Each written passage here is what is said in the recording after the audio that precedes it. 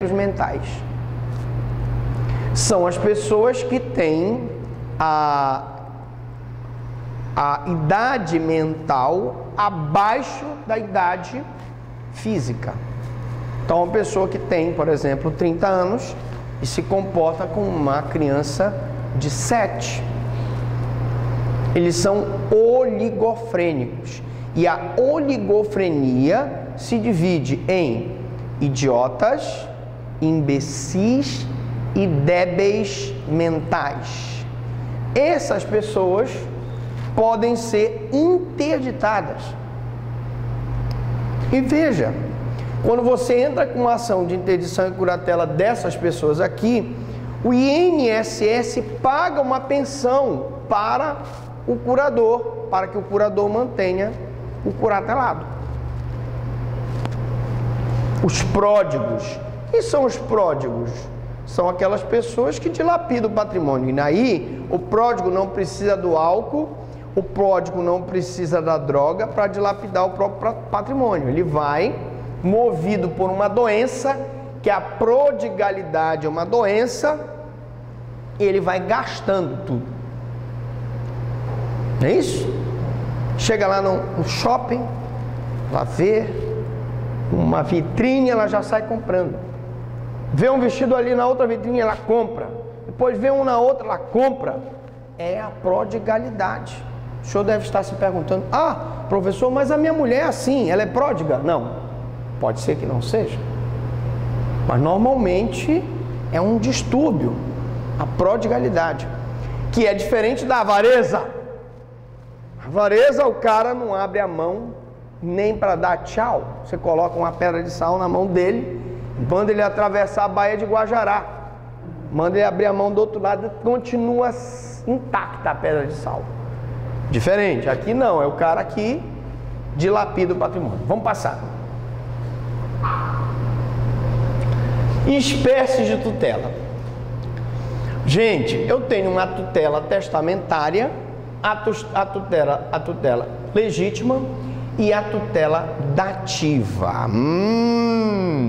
O que é tutela testamentária?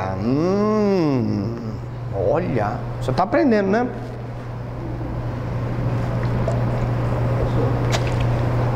O de 18 anos ele pode fazer uma adoção? O de 18 anos ele pode adotar. Nós vimos que o código, o ECA, o Estatuto da Criança e do Adolescente, ele reduziu a idade que era 21, agora passou a ser 18 anos. Então, ele tendo capacidade para exercer os atos da vida civil, ele pode adotar. Agora, preste atenção. Há necessidade de que entre ele e a pessoa adotada haja uma diferença de 16 anos. Não se esqueça disso. Bom, a tutela testamentária é aquela em que se deixa por testamento o encargo de que uma determinada pessoa seja o tutor. Então imagine, vocês viram o filme do Homem-Aranha, não viram? Você viu? Você tem cara de que gosta do filme do Homem-Aranha. Naquele filme, o cara que era muito rico lá, o empresário lá, estava morrendo, né? Ele estava se transformando lá no monstro, sei lá, morrendo.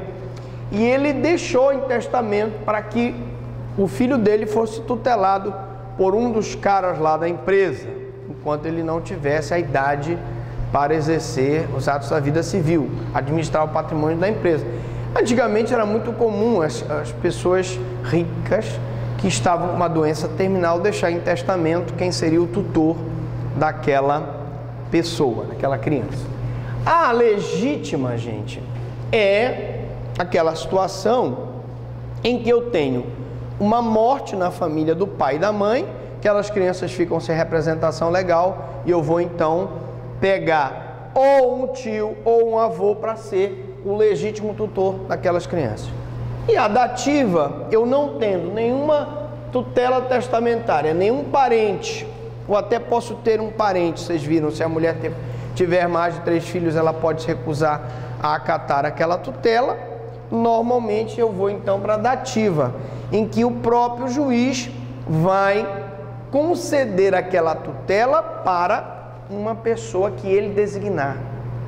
Vai ser o tutor dativo na falta de tutores testamentários e legítimos, eu uso a tutela dativa. Passa lá.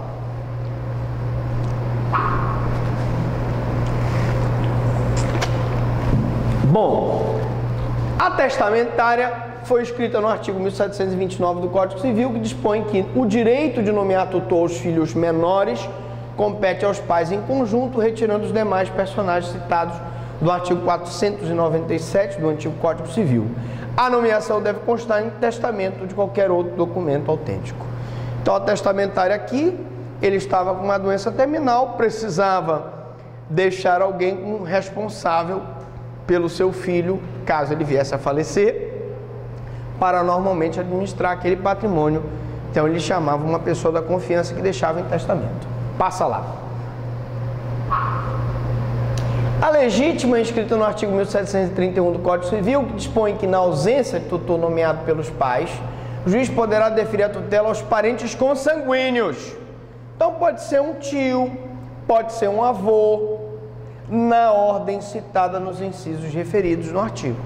Então, eu tenho uma ordem que é citada e o juiz vai, na ausência de ascendentes, ele vai então para os colaterais, que são os tios, e assim sucessivamente, até chegar alguém que receba o encargo. Passa.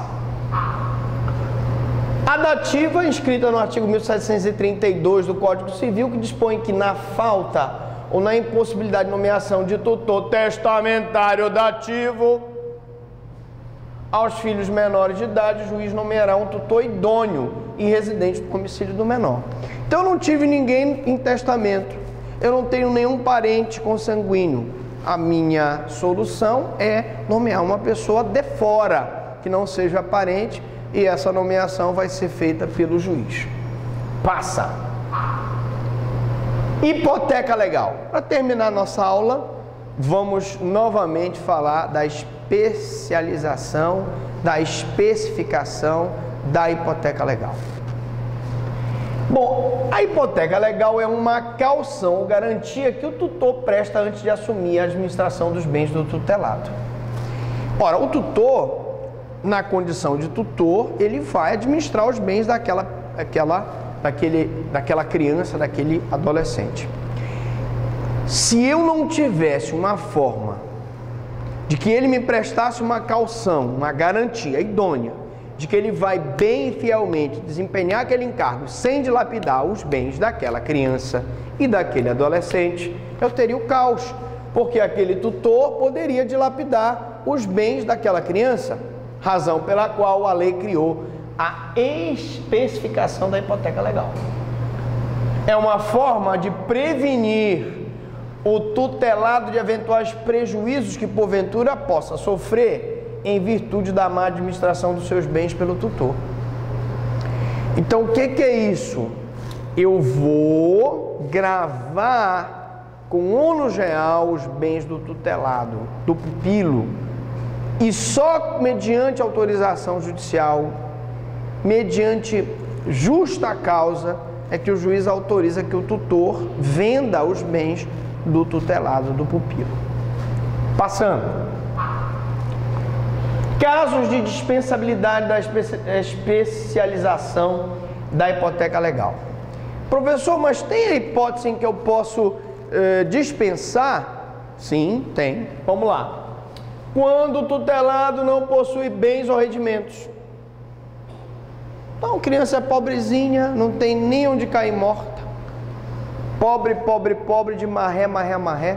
Não tem bens. Qual é a necessidade de eu fazer uma especialização de hipoteca legal? Nenhuma. Se os bens do tutelado constarem de instrumento público devidamente registrado. Então, eu já tenho os bens registrados em registro público, o que garante uma certa segurança caso haja necessidade de fazer uma transferência para o nome do tutor. Tá? Passando. Se os rendimentos forem suficientes para a sua manutenção, não havendo sobra significativa ou provável. Então, eu só tenho rendimentos suficientes para manter aquele pupilo Não tem necessidade. O dinheiro que o tutor vai administrar é só o suficiente para a manutenção material daquele pupilo. Ou por qualquer outro motivo relevante. Por exemplo, o tutor é um cara absolutamente rico, idôneo, não tem nenhuma suspeita de que possa vir a dilapidar o bem do tutelado ou pupilo, razão pela qual o juiz pode dispensar.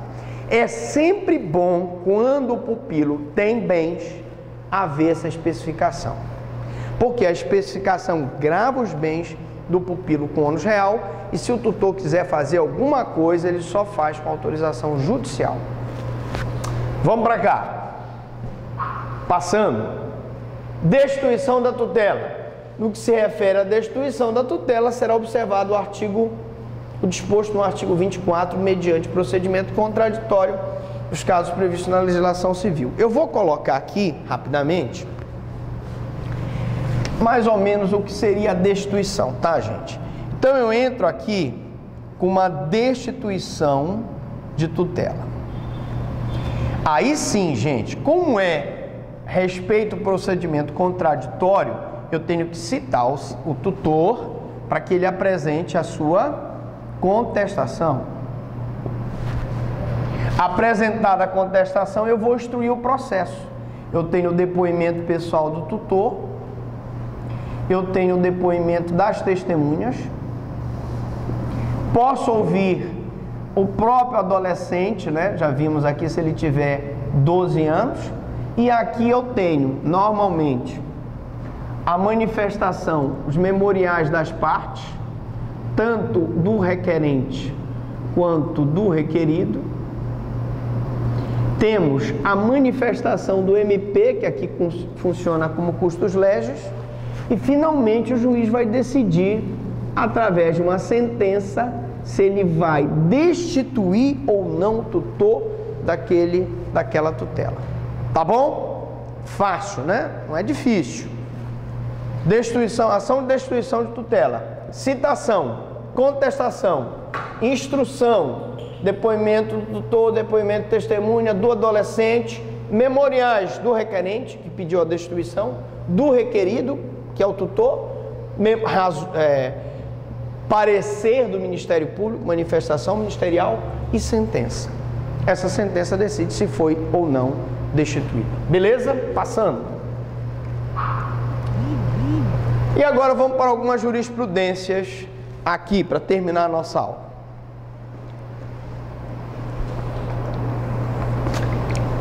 Jurisprudências. Agravo de instrumento, tutela antecipada, menores, guarda, alimentos. Olha o que diz aqui. Não se justifica a modificação da guarda exercida pela mãe sem prova de disposição dos filhos a, passando o slide, por favor, a situação de risco. Então, lembram aquela história que eu contei que o conselheiro tutelar chegou e tirou a criança da mãe, colocou sob a guarda do pai. Primeiro que o conselheiro tutelar não decide judicialmente. Qualquer modificação da guarda tem que ser feita através de decisão judicial. E numa destituição de guarda, eu não posso destituir a guarda se eu não provei que houve uma situação de risco, que a mãe colocou a criança em situação de risco. A redução dos alimentos depende da alteração do binômio possibilidade e necessidade. Se o cara que era o alimentante ficou milionário, tirou na Mega Sena, que está acumulada, né? Está acumulada a Mega Sena, jogue na Mega Sena. Possibilidade, ele ganhou na Mega Sena, ficou milionário, eu vou aumentar a pensão dele. Necessidade. É uma criança que estava só fazendo um curso, agora ela está fazendo natação, agora ela está fazendo balé, agora ela está fazendo inglês, agora ela está fazendo o curso de alemão, agora ela está fazendo o curso de saxofone, e eu preciso aumentar, porque a necessidade dela impõe. Então, a alteração, gente, do valor dos alimentos está relacionada com um binômio possibilidade e necessidade, que não foi demonstrada nesse caso concreto. Passa lá. Encontrando em ocorrência, alteração, binômio, necessidade, possibilidade menor, agravo instrumento, número tal, do Tribunal de Justiça do Distrito Federal, desembargador não cadastrado. Passa lá. Muito bem, aqui só os dados para que você possa ver. A data da publicação, 18 de novembro de 2014, emenda, agravo de instrumento, ação de alimentos, antecipação de tutela. Vamos lá, de novo. Filha menor, redução, cabimento. Recurso provido em parte. Agravo de instrumento número tal, 7ª Câmara Civil, Tribunal de Justiça do Rio Grande do Sul, relator Lizelena Chifino Rups Ribeiro, julgado em 15 de novembro de 2014. Você vê que é bem recente, né? Estamos em 2015, né? Vamos para 2016, é bem recente essa decisão. Olha aqui, tutela de menor.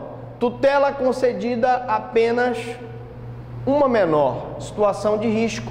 A situação de risco gera competência da vara da infância e juventude, como eu disse.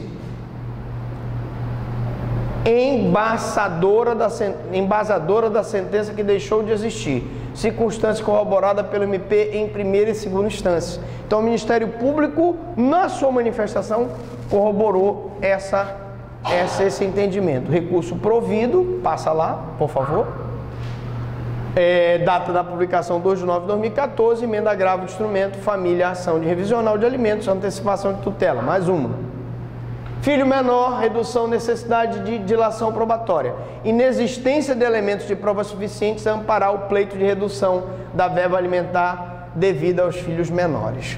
Só um comentário aqui sobre redução de verba alimentar.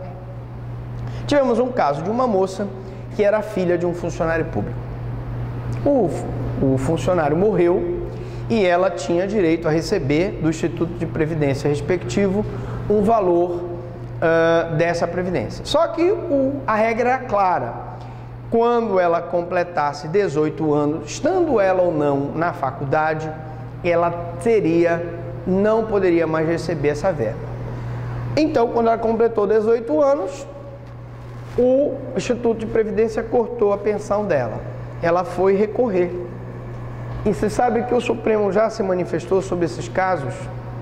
Eu não posso, gente, admitir uma interpretação extensiva para abarcar, por exemplo, você está na faculdade e você quer continuar recebendo a verba do teu pai, porque essa verba custeia os teus estudos. Mas se a regra que está prevista na lei diz que essa pensão só é devida até os 18 anos, e a partir do momento que tu completas os 18 anos, tu perdes esse direito, não tem a dar uma interpretação extensiva. Então, portanto, infelizmente, ela perdeu o direito à pensão. Então, nesse caso aqui é diferente.